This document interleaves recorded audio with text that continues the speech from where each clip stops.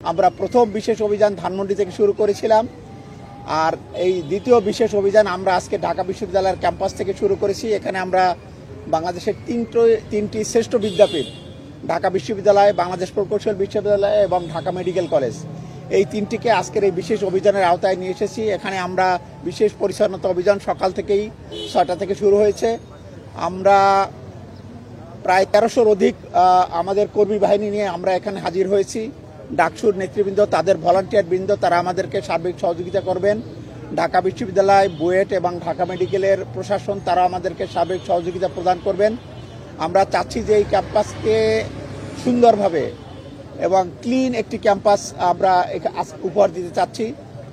এবং আমি কিছুদিন আগে মস্কোতে গিয়েছিলাম, সেখানে আমার সৌভাগ্য হয়েছিল মস্কো স্টেট ইউনিভার্সিটি দেখার। তো আমার সবচেয়ে বেশি ভালো লেগেছে ক্যাম্পাসটা অত্যন্ত ঝকঝকে তকতকে। আমি যেহেতু ঢাকা বিশ্ববিদ্যালয়ের অ্যালুমনাই, তো আমার সেখান থেকে আমার একটি মনে ইচ্ছা ছিল যে আমি ঢাকা বিশ্ববিদ্যালয় এবং এখানকার যে 3টি শ্রেষ্ঠ বিদ্যাপীঠ, এটাকেও আমরা এরকম করতে চাই। তো তারই অংশ হিসাবে আমরা আজকের এখানে এসেছি। তো আমরা আজকের এই পরিচ্ছন্নতার পাশাপাশি একটি সুন্দর র্যালি করব, এখান থেকে শুরু হবে, সেই র্যালিটি রাজু ভাস্কর্যে গিয়ে শেষ হবে।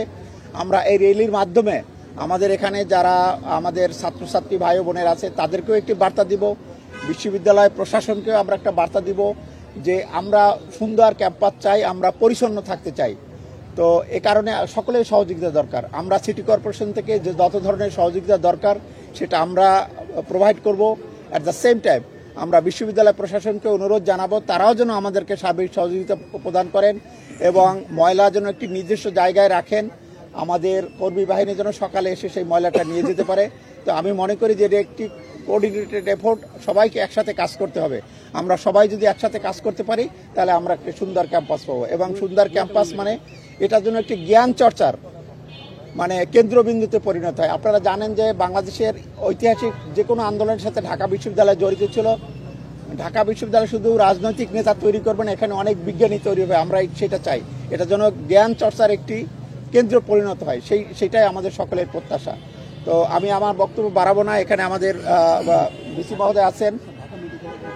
এবং আরেকটি বিষয়, আপনারা জানেন যে ঢাকা মেডিকেলের প্রবেশদ্বারে সেখানে একেবারে অবৈধভাবে বিভিন্ন স্থাপনা তৈরি করে নানান ধরনের ব্যবসা বাণিজ্য শুরু হয়েছিল। সেটাও আমরা আজকে উচ্ছেদ করে ক্লিন করে এবং সেখানে আমরা ফুলের টপ সহ এমন সুন্দরভাবে সাজিয়ে দেব। এবং আমরা ঢাকা মেডিকেলের কর্তৃপক্ষকে অনুরোধ জানাবো তারা যেন এটি রক্ষা করে, আমরাও তাদেরকে সার্বিক সহযোগিতা করব। তো আমরা সকলেই সহযোগিতা চাই, বিশেষ করে আপনারা যারা মিডিয়ার বন্ধু আছেন, আমরা সবসময় আপনারা আমাদের মেসেজগুলো ঢাকা দক্ষিণবাসীকে পৌঁছে দেন।